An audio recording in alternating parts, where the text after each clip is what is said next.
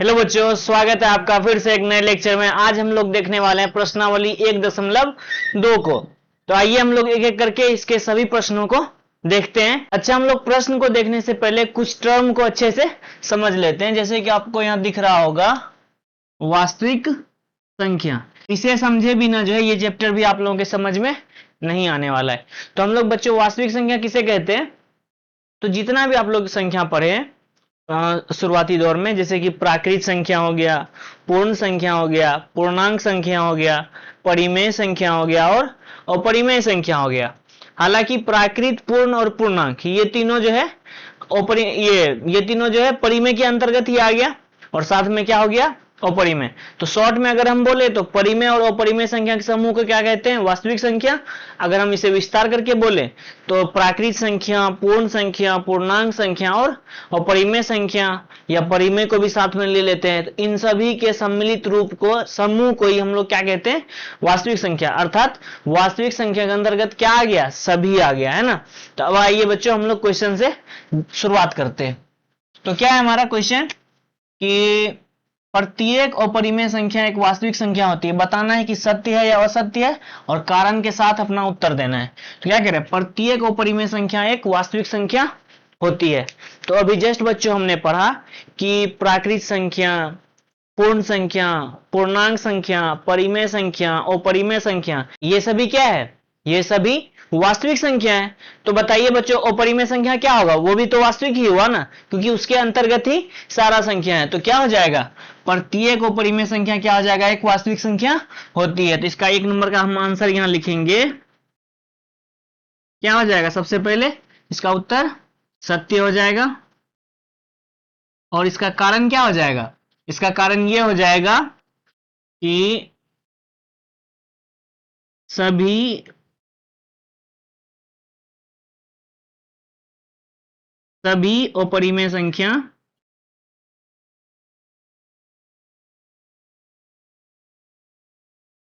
वास्तविक संख्या के अंतर्गत आती है। वास्तविक संख्या के अंतर्गत आती है ना बच्चों। तो इस तरह से हमने क्या समझा कि जितनी भी अपरिमेय संख्या होती है वो सभी किसके अंतर्गत आएगी? तो वास्तविक संख्या के अंतर्गत। तो हमारा पहला कथन क्या है? सत्य है ना। अब आइए हम सेकंड क्वेश्चन की तरफ चलते हैं। सेकंड क्या है कि संख्या रेखा का प्रत्येक बिंदु रूट एम के रूप का होता है, जहां एम क्या है? एक प्राकृत संख्या है। इस क्वेश्चन में कहा गया है कि संख्या रेखा, आप सभी ने बच्चों पढ़ा है। तो संख्या रेखा क्या होता है? नंबर लाइन को ही हम लोग क्या कहते हैं? हिंदी में संख्या रेखा कहते हैं। जैसे कि उसमें -1, -2, -3 भी रहेगा, 0 भी रहेगा और 1 2 3 4 इस तरह के +1 +2 +3 इस तरह का भी संख्या रहता है ना। तो इसे ही हम लोग क्या कहते हैं? संख्या रेखा। तो यहां कह रहा है कि प्रत्येक संख्या रेखा पर जो है जो भी संख्या होता है वो किस रूप का होता है? रूट एम के रूप का। और जहां क्या है? एम एक प्राकृत संख्या है। तो आइए हम लोग करके देखते हैं। मान लीजिए ये क्या है? एक संख्या रेखा है, हो गया -1, -2, -3। इधर क्या हो गया? 1 2 3 इस तरह का हो गया। अब यहां कह रहा है कि प्रत्येक संख्या रेखा पे जो बिंदु होता है वो किस रूप का होता है? रूट एम के रूप का। और एम क्या है? एक प्राकृत संख्या। तो बताइए बच्चों, ये सब क्या है? प्राकृत, ये सब क्या है? प्राकृत संख्या है या नहीं? आइए इस पे हम रूट देके देखते हैं। तो √1, √2, √3। अब बताइए बच्चों, √1 का तो वर्गमूल 1 आ गया, लेकिन क्या √2 का वर्गमूल क्या? 2 आता है। √3 का वर्गमूल क्या? 3 आता है। तो ऐसा नहीं होता है। तो बताइए बच्चों, क्या यह कथन सही है? यह कथन बिल्कुल गलत है, क्योंकि संख्या रेखा पर तो निगेटिव नंबर भी आता है ना। और निगेटिव में भी 1 2 3 4 रहेगा, पॉजिटिव में भी 1 2 3 4 रहेगा। तो बताइए, क्या सभी का वर्गमूल आता है? क्या सभी उस रूप का होता है कि जिस पर अगर हम रूट दे दें तो उसका वर्गमूल आ जाए? ऐसा नहीं होता है ना। तो यह कथन क्या हो जाएगा बच्चों? ये कथन असत्य हो जाएगा। तो आइए बच्चों हम इसके आंसर को देख लेते हैं। तो सबसे पहले क्या हो जाएगा इसका आंसर? ये कथन क्या हो जाएगा? असत्य हो जाएगा, क्योंकि इसका कारण हो जाएगा संख्या रेखा का प्रत्येक बिंदु रूट एम के रूप का नहीं होता है। अब इसके एग्जाम्पल को भी हम लोग देख सकते हैं कि जैसे एक हुआ, दो हुआ, तीन हुआ, चार हुआ। तो इस तरह से हम लोग देख सकते हैं एक, दो, तीन, चार। तो क्या सभी रूट एम के रूप का होगा? नहीं होगा, क्योंकि सबका वर्गमूल नहीं आता है ना। तो अब आइए बच्चों हम लोग नेक्स्ट क्वेश्चन देखते हैं। नेक्स्ट है हमारा, प्रत्येक वास्तविक संख्या एक अपरिमेय संख्या होती है। तीसरा क्या है कि प्रत्येक वास्तविक संख्या एक अपरिमेय संख्या होती है। तो बताइए बच्चों ये सही है या गलत? हमने शुरू में ही समझा था कि वास्तविक संख्या क्या होता है। वास्तविक संख्या तमाम संख्याओं के समूह को हम लोग क्या कहते हैं? वास्तविक संख्या कहते हैं, जिसमें कि अपरिमेय भी आ गया और परिमेय भी आ गया। लेकिन यहाँ क्या कह रहा है कि क्या सभी वास्तविक संख्याएं अपरिमेय संख्याएं होती है? तो ऐसा नहीं होता है। वास्तविक संख्या के अंतर्गत परिमेय संख्या भी होगा और अपरिमेय संख्या भी होगा। तो बताइए बच्चों ये सत्य है कथन या असत्य है? हाँ बिल्कुल, ये कथन क्या है? असत्य है ना। तो इसके उत्तर को हम लोग बच्चों देखते हैं, क्या हो जाएगा कि प्रत्येक, सबसे पहले तो ये कथन क्या है? असत्य है, क्योंकि प्रत्येक वास्तविक संख्या एक अपरिमेय संख्या होती है, ऐसा नहीं होता है। तो लिखेंगे असत्य है। और इसका कारण क्या हो जाएगा? क्योंकि वास्तविक संख्या के अंतर्गत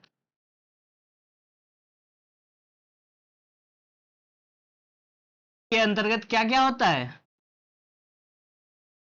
इसके अंतर्गत परिमेय भी आता है और अपरिमेय संख्या भी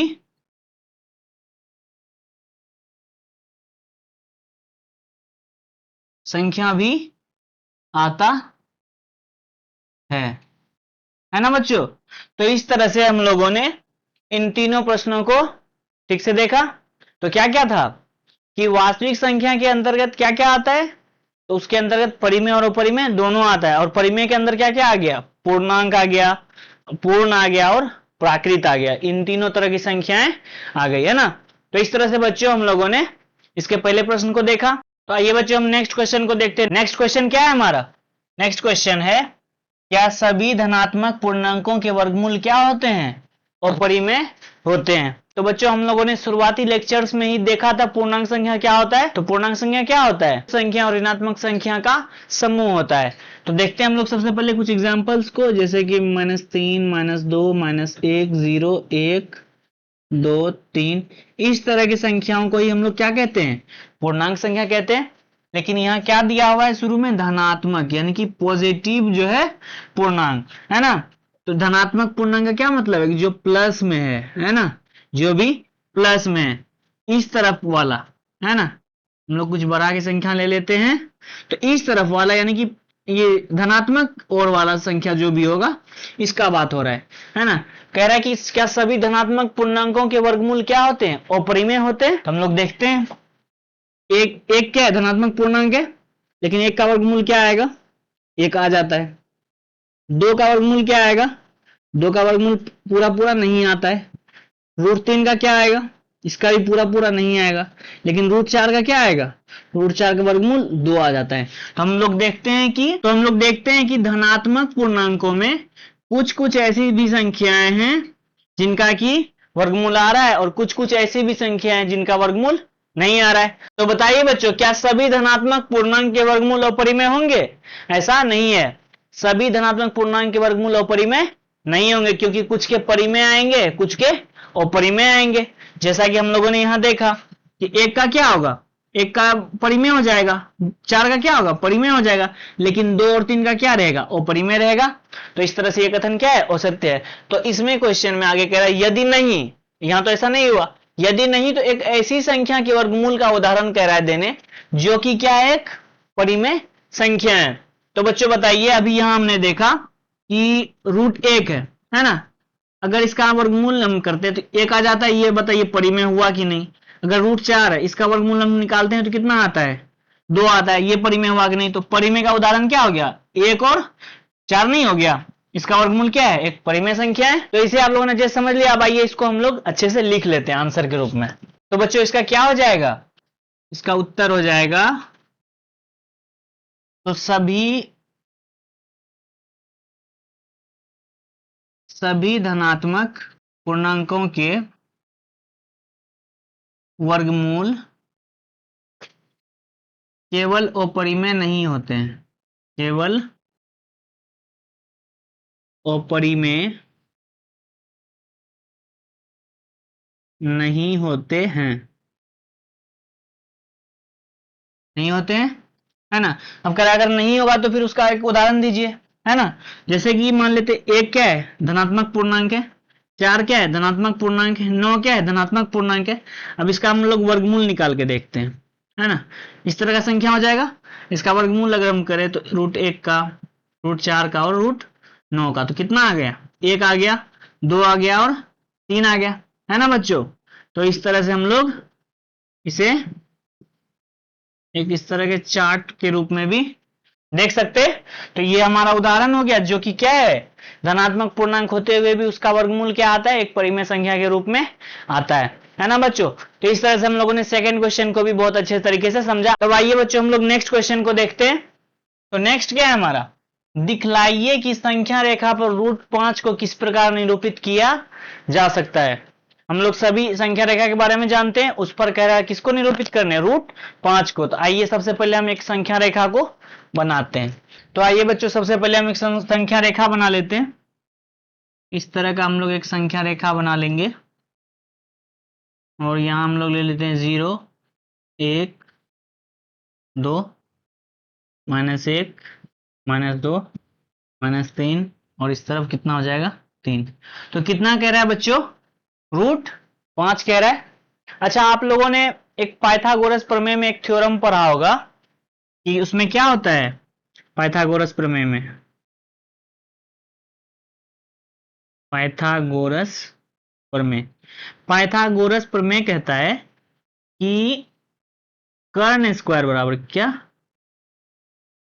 कर्ण स्क्वायर बराबर क्या होता है, लंब स्क्वायर प्लस आधार स्क्वायर, है ना बच्चों। अच्छा, मान लीजिए कि हमको कितना चाहिए, √5 चाहिए। तो अगर हम 0 से 2 को, है ना, इसको 2 इकाई मान लें और 2 पे जो है एक लंब यहां खींच के, जितना हमारा 1 इकाई का दूरी है उतना इकाई का दूरी माप के अगर हम उसे चाप से काट दें और इसे मिला दें, तो बताइए बच्चों, ये आधार हो गया और ये लंब हो गया। तो लंब स्क्वायर और प्लस आधार स्क्वायर, इस दोनों के अगर वर्ग को हम जोड़ेंगे तो क्या कर्ण के वर्ग के बराबर होगा या नहीं बच्चों, बिल्कुल होगा, है ना। इसीलिए हम क्या करेंगे कि 0 से 2 को ये 2 यूनिट मान लेंगे, इस तरह से इसे हम लोग क्या मान लेंगे, आधार मान लेंगे, है ना। इसका इकाई कितना हो गया, 2।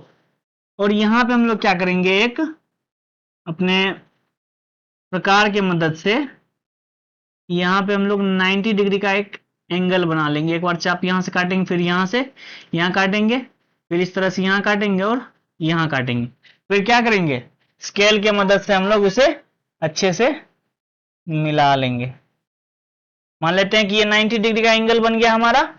और बच्चों मान लीजिए कि 0 से 1 तक 1 यूनिट है, जितना भी होगा हम लोग स्केल के मदद से इसको माप लेंगे और उतना ही चाप से क्या करना है, यहाँ पे कट लगा देना है। तो यहाँ पे कट लगाए बच्चों, और मेरा 0 कहाँ है, यहाँ है।